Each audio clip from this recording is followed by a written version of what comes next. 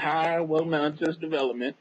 My name is Just Two Eyes, and this is our new friend and compadre who's going to join the crew.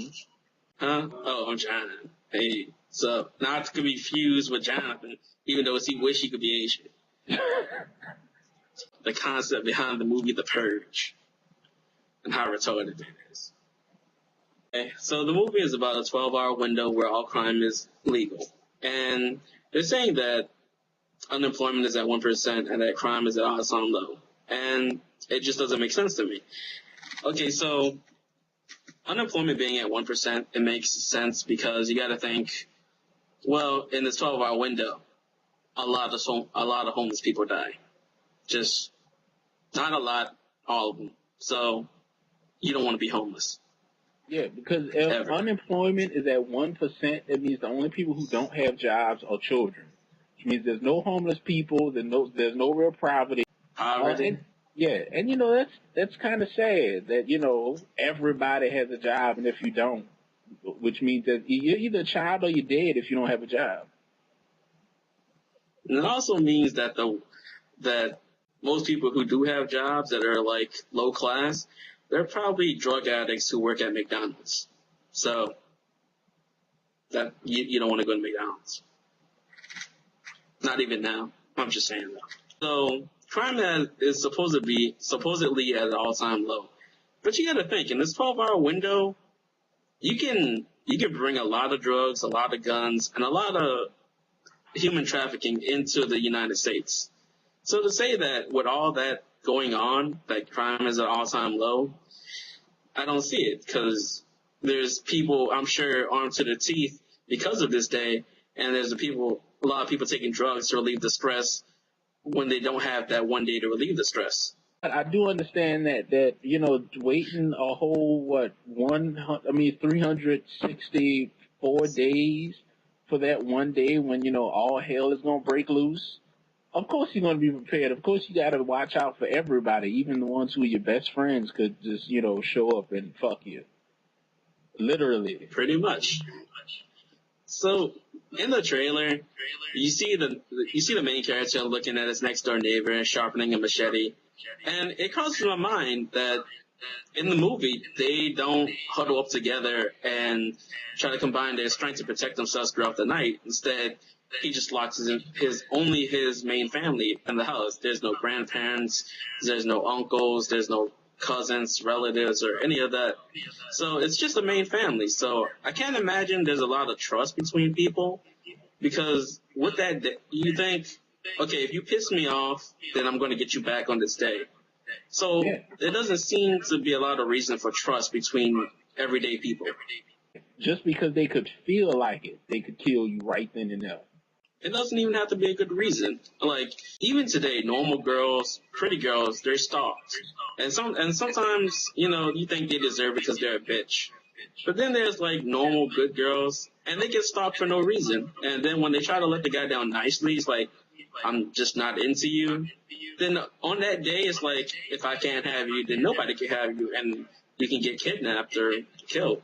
No, I mean, it does explain, like, the hardcore lockdown that the guy has for his house, like, with the giant iron, shutters and whatnot.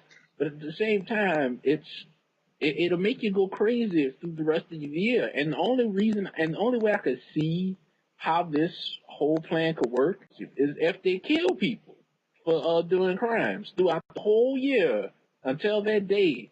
The only way I could see people not doing crimes anymore is if they kill people. You jaywalk, dead. You don't make it to court when you need to, and they put out a warrant for your arrest. They put out a warrant for your murder, dead. It's like, how else are you supposed to keep crime down that low? I mean, what did all the criminals in the world just like, yeah, we only got one day a year of 12 hours. We can wait. The government issued this. It wasn't like just something that the people decided. The government decided for us. And I think one of the reasons they wanted to do something like this is because for so many years, people have thought that the government controls too much, that they have too much control in our lives. And we constantly say that government needs to be less strict on the people. And I think the 12 hours is mostly about saying, okay, you want less government? How about no government and see how you handle it? Like, hospitals are mostly owned by the government. So what happens to them? Are they locked up for their safety in the hospital, or are they kicked out and they don't if they're on life support? Or even for that matter, what about retirement people? Do they get any kind of safety? That is very true. It does make me think I mean, like, crime is completely and utterly free, which means every type of crime, I suppose. Well, like I haven't seen the movie, so I don't know for sure. But, what's stopping just some crazy person just from running into an old folks' home and just killing all the old people just because they feel like it? One misconception is that only thugs do this, people who are just naturally evil. For a lot of businessmen, this could be a great opportunity to take out their biggest competitor. Like, say, you have one airline and you compete against another big airline. You have 12 hours to just take them out. You can hire a third world army and just kamikaze their headquarters and take them all out. And the next day, it's just fine. You have a whole year to plan out, what you want to do to your competitor or whatever. So when that time comes, I feel like Burger King might want to blow up the McDonald's across the street. We got time. Let's plan this out, see how we want to do it. It's just that simple. They're gonna have to. I don't see how it doesn't roll into the next day. Essentially, it's only a 12 window, but if something happens in that 12-hour window, I don't see how you're supposed to just forgive and forget the next day. Like, oh, it didn't happen. My wife didn't just die. My kids weren't murdered. Yeah, no, I highly doubt that they just forgive and forget, but it might be more along the lines of you're going to have to fucking deal with it, period. Because if you try to get revenge or, get payback or anything that's crime-related, there's a chance you might die or however they deal with crime until, the next time comes around. I want to know, how do they have unemployment so high and crime so low through the rest of the year? I want to watch that movie just to find that out. Because that's fucking ridiculous. That's ridiculous. How do you keep crime so low? Because I cannot see all of the crime bosses and criminals and everything else in America just say, all right, we're not going to do shit. That's crazy. It's like, come on now.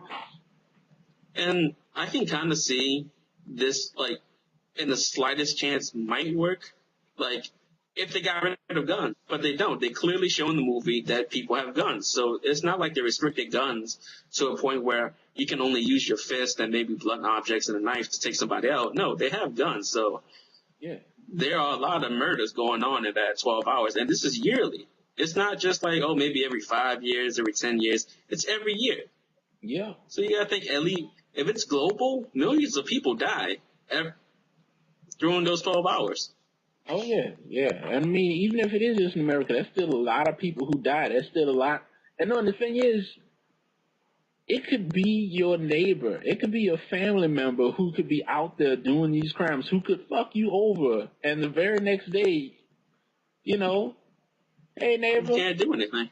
Yeah, that's what I'm saying. It's like, can't do anything. No hard feelings about just rape your wife. Kids. Yeah, you cool, right? We still carpooling to work. Look, we're still carpooling. We're gonna go to that council committee meeting. Right. It's like, seriously, how are they gonna work that out? I have to see that movie just to find out, how does that work? How big is the house? Would this man could get into my house because my kid was stupid and hide from me in my house? And then all these people, a group of people, are also in my out what? Like, how does that work? How big is this house? One thing I want to say is, I don't know why this one particular year this kid cares. I'm sure this is not the first time someone's banged at that gate and said, let me in. Well, no, it's not. So why is it this be. year? Why is it this 1 year? He's like, okay, I have a soft spot, and I'm sure his parents pounded this idea into his head. On this night, you don't let anybody in. But for some reason, he's like, I'm sorry, I had to help him, and it seems like, and I'm sorry, as a father, I would have backhanded him so quickly. I would have been like, you stupid piece of shit. Oh, you know, as a father, I would have kicked my kid and the guy out. The government is essentially putting this thing into action. But do government workers, like people who work at hospitals, do they get any kind of protection? Do they stay with the government, or do they just go to their own homes and try to fight it off through the night like the rest of America? Think, okay, I work for the government. You're not even going to protect me for this night? I work for you. I'm your employee. You don't want me? I mean, who doesn't the rule apply for? Because the government has to keep it in check if they're allowing this to happen. So how high up on the list of, people does it go before it's like, all right, everybody under you can do crimes for this night except for you and all of us above you. It's like, who does it apply to? If they wanted to, a giant group of people could just attack the president. The crime is illegal. Should not be able to walk up to the president and shoot him? Yeah, if I don't like him? Shouldn't one of his Secret Service agents just pull out the gun while he's right next to him, just right in the face? It's like, who who doesn't it and who does it apply to? I think they are going to address some of the questions that we raised in the movie, but most of the movie is just going to be focused on, Ethan Hawke and his family in the movie. It's not going to go into that much detail. Oh, of course not. That'd be crazy. The reason I want to talk about this is because the concept itself was just, there's too many factors in it. There's not enough explanations in 1 hour, 30-minute movie to say, okay, we covered all our bases. Rarely any movie ever does that. And I don't think they're going to cover all their bases in this one. Yeah, I mean, unless the first 30 minutes or 20 or however long of the movie is just explanation of how, America or the world has kept all of this in check in order for everybody to be fine with this one night a year. Yeah, I could care less about this guy for trying to protect his family. I want to see how they deal with this as a society the next day, because it doesn't make any sense. It's just like, okay, all this stuff is okay. None of it's going to carry into the next day, and everybody's going to be fine. But are you going to actually watch the movie, and do you want to do another review of the movie after? I don't really plan on watching it because I don't think I'm going to get that. I'm not going to be satisfied with just watching the movie because I don't think I'm going to get the answers that I want. There are plenty of movies where they kind of leave it on the cliffhanger. And even if this ends solidly, I still don't think they're going to answer the questions of what happens to the rest of the world or what happens outside of this house. They might show some clips of stuff that happens, and maybe in the morning of the next day where it's like, oh, we made it. But they're not going to. I don't think they're going to real detail. Well, I'm going to watch the movie, and for everybody who's watching this, I'm going to watch it, and I'm going to give you a review of the movie itself to see what questions they answered and what they didn't. Most likely, I'm going to be very angry. Thank you for watching, everybody. Please like, share, comment, subscribe. Yeah, thank you for watching. And remember, the internet never forgets, and we won't either. All right. Edit that out. Oh, okay. There's going to be a lot of editing going. You'd be surprised how much shit actually gets edited out of my video. All right. Big ass cheese ass smile. Shut up. Fucking Chuck E. Cheese. Anyway. All right. Yeah, I'm waiting for the birthday hat to disappear.